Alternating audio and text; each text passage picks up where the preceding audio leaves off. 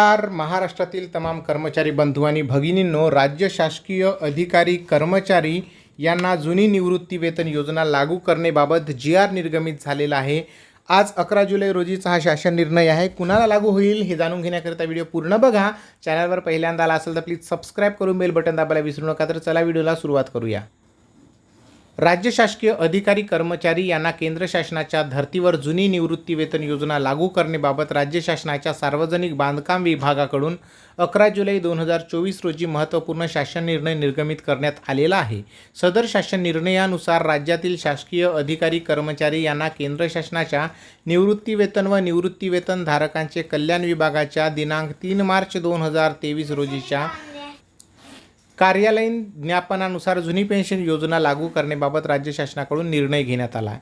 सदर निर्णयामध्ये नमूद करण्यात आले की जे अधिकारी कर्मचारी 1 नोव्हेंबर 2005 रोजी अथवा ज्यानंतर शासन सेवेमध्ये नियुक्त झाले आहेत, तसेच ज्यांची पदभरतीची जाहिरात अधिसूचना ही 1 नोव्हेंबर 2005 पूर्वी निर्गमित करण्यात आलेली आहे, अशा राज्यातील शासकीय अधिकारी कर्मचारी यांना महाराष्ट्र नागरी सेवा निवृत्ती नियम 1982, महाराष्ट्र नागरी सेवा नियम 1984 व भविष्य निर्वाह निधी नियम 1998 व त्या अनुषंगिक नियमाच्या तरतुदी लागू करण्यासाठी एक वेळ पर्याय देण्यात आलेला आहे।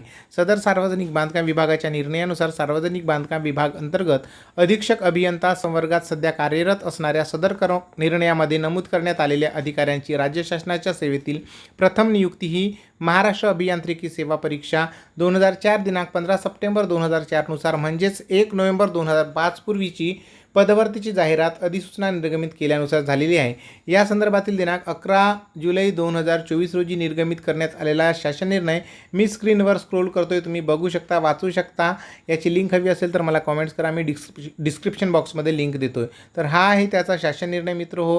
हळूहळू जुनी पेन्शन सगळ्यांना लागू हो ही अपेक्षा आहे। जर 2005च्या आधीच्यांना जाहिरात निघाल्यामुळे जर 2005 नंतर लागू जॉईन झालेल्यांना जर जुनी निवृत्ती वेतन मिळत असेल, तर 2005 नंतर जे जॉईन झालेले आहेत कर्मचारी किंवा ज्यांची जाहिरात निघाली त्यांनी असं कुठलं पाप केलेलं आहे?